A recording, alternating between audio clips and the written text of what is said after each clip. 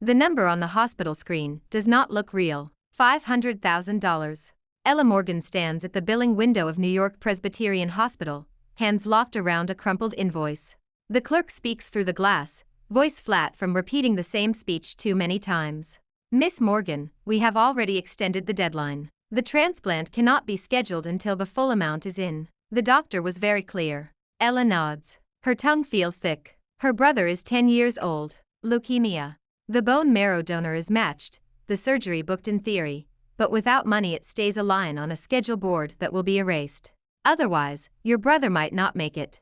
She walks back down the hallway on legs that do not feel like hers. In the pediatric ward, cartoon murals smile from the walls. Mitch looks up when she enters his room, his grin too wide for his pale face. Hey, Ella. You look like you lost a fight with a tornado. She forces a snort. Please. If I fought a tornado, it would apologize. He laughs, then flinches and presses a hand to his chest. It kills her every time he pretends it does not hurt. Did you talk to the doctor? He asks. Yeah. She tucks his blanket in. They are doing the prep work. Paperwork, tests, adult stuff. So boring stuff. Mitch says. As long as I get knocked out for the scary part. You will, she says, and hopes she is not lying. She stays until he falls asleep, his hand wrapped around her fingers. When she leaves the ward, the late afternoon light outside the hospital is thin and cold. Her phone buzzes with a news alert she did not ask for. Walker International Group under air pressure. CEO Cade Walker faces marriage ultimatum. The photo shows a man in a tuxedo, jaw sharp, eyes like winter glass. The caption lists his net worth, his empire, his legendary grandfather, and the rumored clause in the will. Only the married grandson inherits. Ella stares at the screen as the street noise rushes around her. People like Cade Walker do not exist in her world. He lives in glass towers and black sedans. She lives on cheap coffee and overtime shifts. A stupid, reckless thought sparks anyway. She remembers a former coworker bragging about seeing him at some private club. Her fingers shake as she opens her messages. Do you remember the club where you saw Cade Walker? The reply comes fast. Yeah. Avalon, 59th Street. Why? Just curious. Thanks. It is not curiosity. It is desperation. 3 nights later she stands across from Avalon, thin coat no match for the March wind. The club glows behind smoked glass. Men in black suits guard the door. Luxury cars roll up like a parade. She waits. And waits.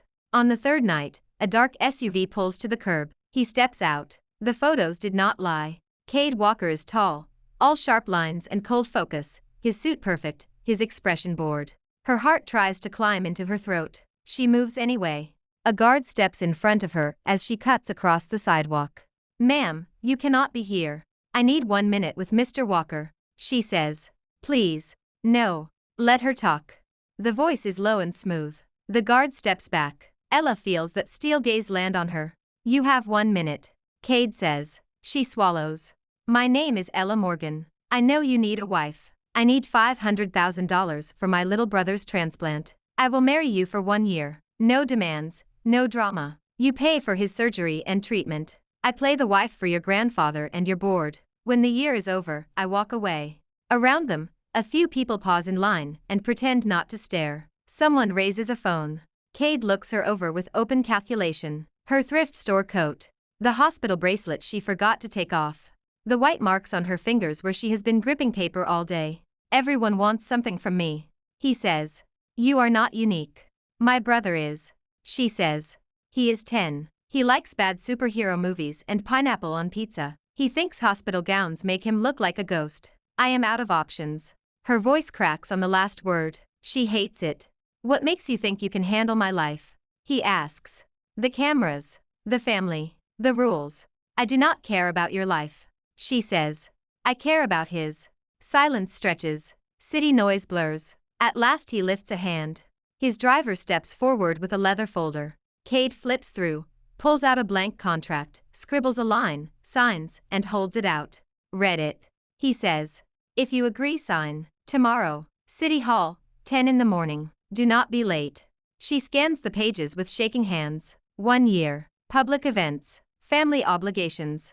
No requirement for physical intimacy. Full coverage of all medical costs for Mitchell Morgan. A trust fund when the contract ends. It is more than she dared hope for. She signs. He is already turning toward the club when he adds, "Do not make me regret this, Miss Morgan." On the subway home, she clutches the contract to her chest and watches her reflection rattle in the dirty window. "This is insane," she whispers. "This is insane." Then she pictures Mitch in that too big bed, and insanity feels better than helpless. They get married under fluorescent lights and chipped paint.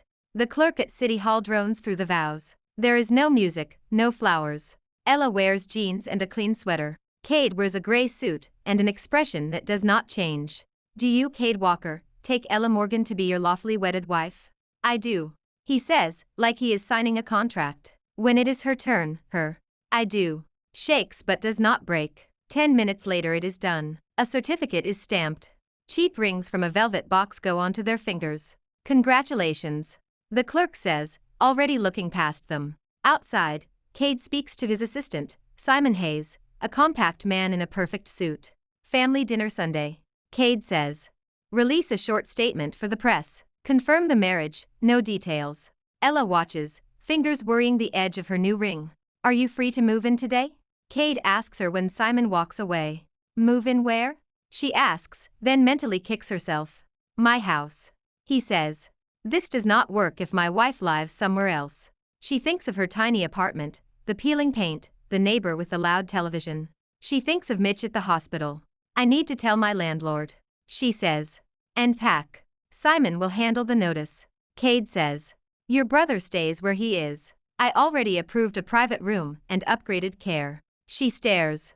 "You did that already? You did not really think I would sign a contract without reading his file," he says. Hours later his car climbs a long driveway toward a house that looks like a magazine cover. Glass, stone, perfect lines, Hudson River glittering beyond. Inside, Ella tries not to gape. Smooth floors, quiet hallways, art that probably costs more than her entire life. "Mrs. Walker." A woman greets her, warm and efficient. "I am Maria. I run the house. You must be tired. Let me show you your room." Upstairs, Cade opens a door to a bedroom bigger than her old apartment. "This is yours," he says. "Mine is across the hall. Separate rooms will keep things simple." "Simple," she repeats. "There are rules." He goes on. "You do not enter my study without permission. You do not talk to the press. If anyone asks you questions, you send them to Simon. No disappearing without telling me where you are." "Disappearing?" she asks. "I do not like uncertainty," he says. Considering her life has been nothing but that, the statement hits strange. She keeps her job at the hospital. In the mornings she wakes up in that white bed, drinks coffee in a kitchen that looks like a set, then pulls on her scrubs and boards the subway like always. Her coworkers freak out over the ring. "When did you get married?" One nurse gasps. "Long story," Ella says, and leaves it at that. In the evenings she sits by Mitch's bed, reading comics and trading eye rolls. He is moved to a nicer room now, with a skyline view. The doctors talk about after the transplant with careful optimism. One night, a subway delay and a broken bus heater mean she gets back to the mansion freezing and late. She reaches for her keys and realizes with a small groan that they are in her locker at work. She stands on the front steps, shivering, considering whether sleeping on the porch is a valid plan. Headlights sweep the drive. A black Bentley stops. The passenger window slides down. Cade looks out. "Enjoying the weather?" "I forgot my keys," she says, hugging herself. "I did not want to wake anyone." "You thought I sleep," he says. "That is cute." He walks up the steps, pulls a small silver key from his pocket, and presses it into her hand. "This is your home now," he says. "You do not stand outside like a stranger." The word home lodges in her chest. "Thank you," she says. He studies her for a heartbeat too long. His gaze is not as icy as the first night.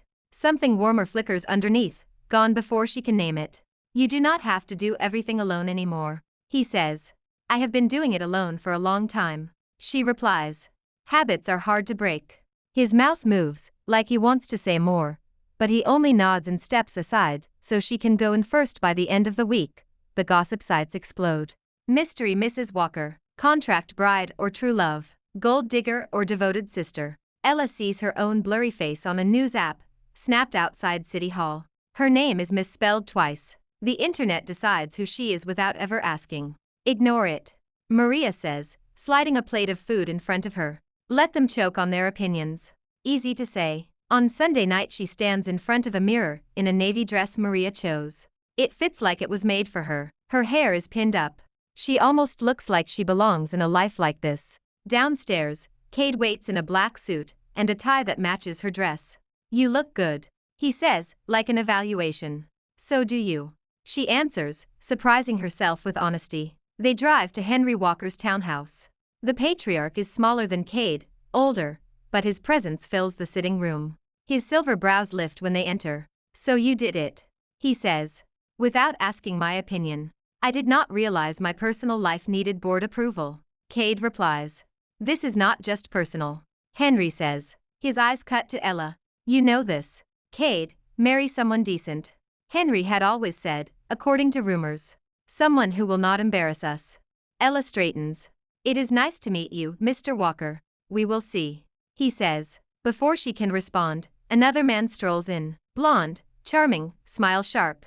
"Well, if it is not the new Cinderella," he says. "Brian Walker, cousin." Professional disappointment. "Brian," Cade says, voice flat. Brian kisses the air near Ella's cheek, eyes sweeping her in a way that makes her fingers itch. "So you are the woman who finally dragged the Ice King to the altar," he says. "Congratulations. I did not know they let nurses shop for wedding rings." Ella smiles back sweetly. "I did not know they let trust fund babies into boardrooms," she says. "Yet here you are." Henry coughs, which might be a laugh. At dinner, Ella concentrates on not using the wrong fork. Talk flows around market shares and acquisitions. "So, Ella," Henry says at one point, surprising her by using her first name. "Your brother is the boy in the hospital." "Yes," she says. "The doctors are optimistic now. My wife was not so lucky." Henry says. "Different times. I understand why you did what you did." Brian leans in, never missing a chance to poke. "What exactly did she do?" he asks. "Approach you outside a club with a contract in hand?" "Brian," Cade warns. "What?" Brian says. "We are all adults. We can say the word deal. We all know this is about shares, not hearts." Ella sets her fork down. "You say that like loving your family and protecting a company cannot exist in the same decision," she says.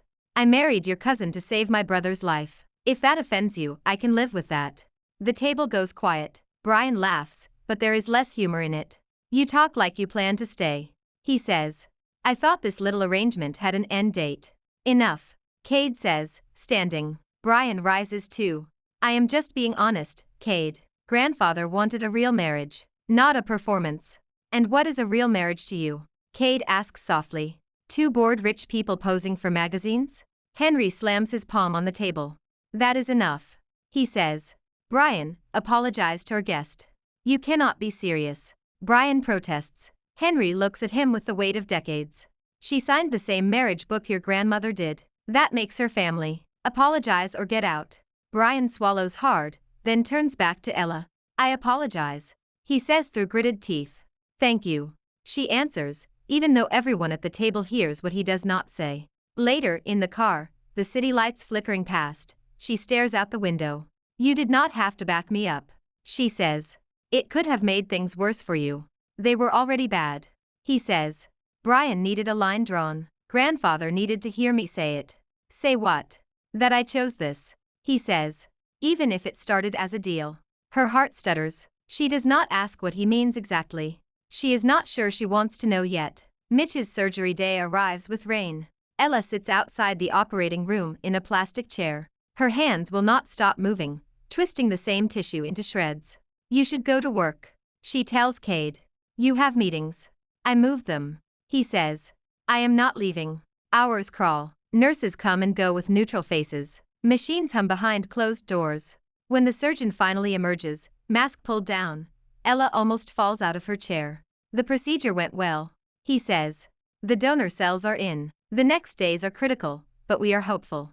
Her knees give. Cade catches her before she hits the floor. She clings to his jacket, sobbing into the expensive fabric. "Sorry," she chokes. "Your suit. I can buy another suit," he says. "I cannot buy another you." Later, while Mitch sleeps in intensive care, Cade insists she go home to shower and rest. She ignores him. She dozes in a vinyl recliner, waking every time a monitor beeps.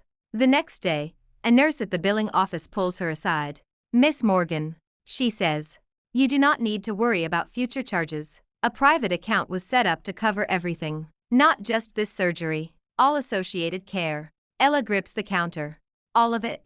Yes. Someone very generous wants your brother to have every chance. The paperwork shows a legal department stamp she recognizes now. Walker International Group. That night she does not knock on Cade's study. She pushes the door open and walks in. He looks up from a stack of folders. You are supposed to be with Mitch. Mitch is asleep, she says. I went to billing. He leans back. And they told me about the account. She says. You did not just pay for the transplant. You paid for everything. Tests, medications, complications that might not even happen. Why? He takes a breath, eyes dropping to the desk. When I was 10, my mother got sick. He says. Different cancer. Wrong doctors at first. By the time they found the right treatment, it was too late. My grandfather threw money at it like it was a hostile takeover. He believed numbers could fix anything. They could not. Ella moves closer. I remember thinking, for the first time, that money was useless. He goes on. Then I saw your brother's file. The odds. The cost. I realized something. For him, money is not useless. It can make the difference between a chance and no chance. He shrugs, the motion tight. So I used it. You could have stopped at the amount we agreed. She says. You did not have to do more. I wanted to. He says. That was my choice. You do not owe me anything extra. Her throat burns. You keep saying this is just a contract. She whispers.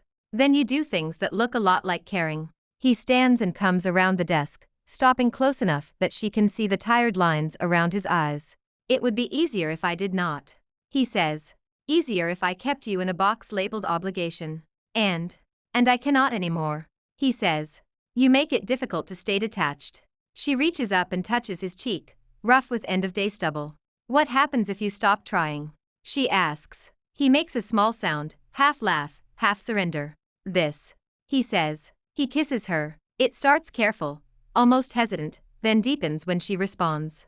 Heat climbs between them, sharp and overwhelming. Weeks of tension pour into the moment. When they break, he rests his forehead against hers. This complicates everything. He says. Complicated. She murmurs. Is just another adult word for real. He laughs softly. You have an answer for everything. You like that. She says. He does. In the weeks after, the lines between business and something else blur more. They still keep separate rooms, but often end up in the kitchen late at night, talking about nothing and everything. Old scars, broken bones, regrets. He tells her about the first time he yelled at his grandfather. She tells him about the day social services almost took Mitch. They do not talk about the expiration date on their marriage. It hangs over them anyway. The leak hits on a bright afternoon. Ella exits the hospital and walks straight into a wall of microphones. Mrs. Walker, is it true your marriage is based on a 1-year contract? Did you sell yourself for your brother's treatment?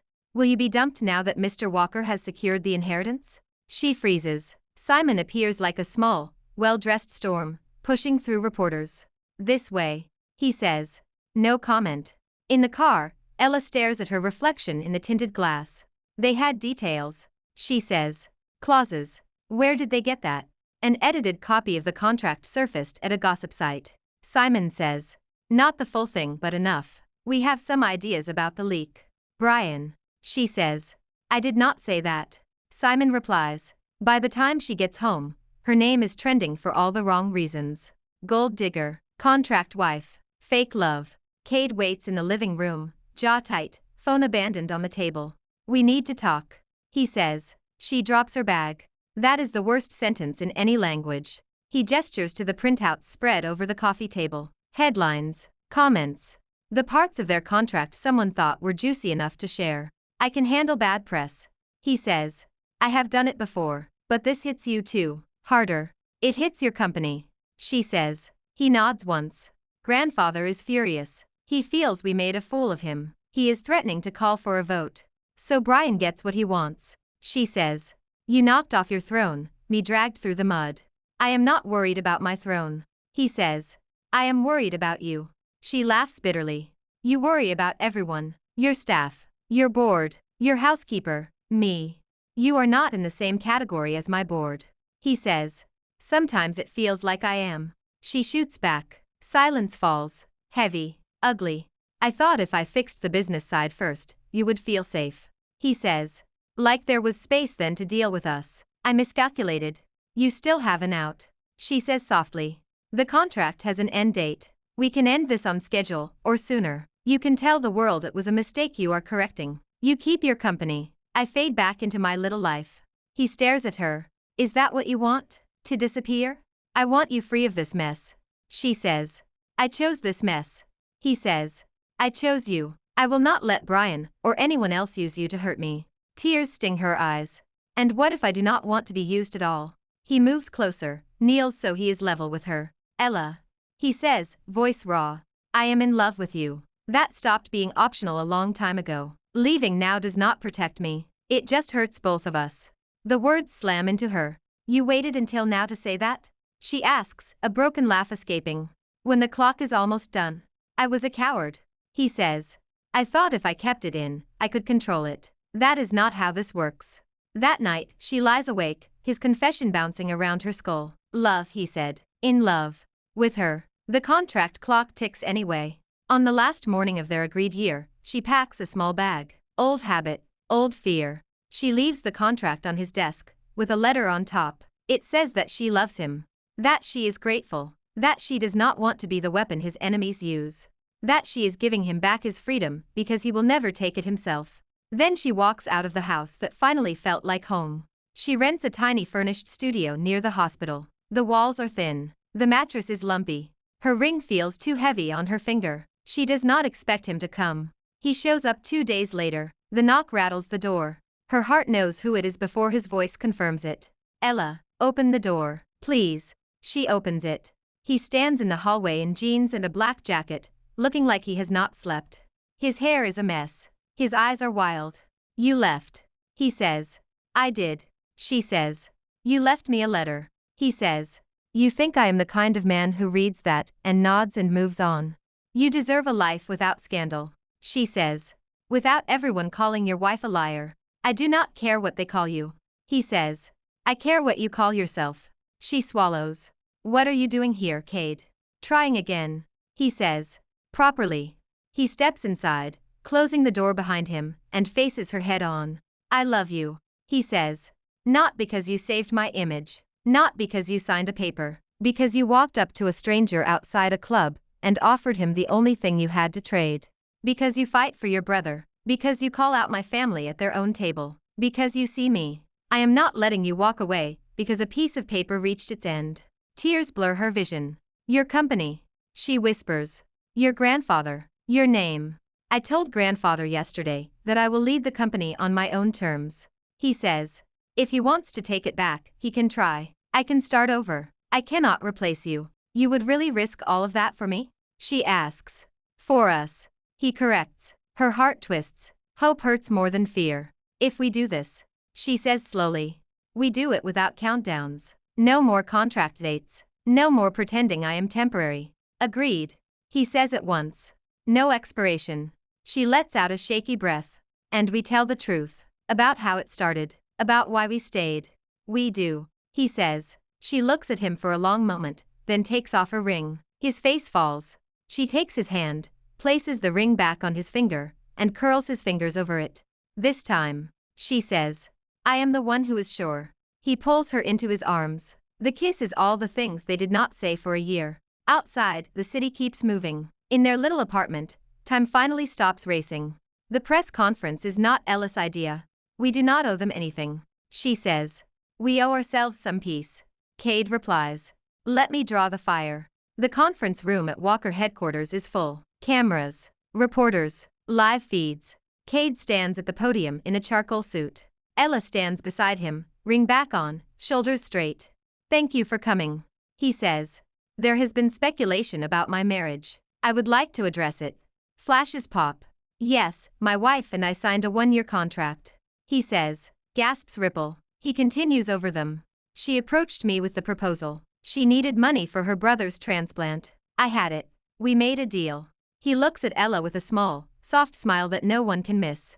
What surprised me, he says, was that somewhere along the way, it stopped being a deal. I fell in love with my wife. With her courage. With her honesty. With the way she walks into rooms like this one even when half of you are ready to tear her apart. Murmurs Swell.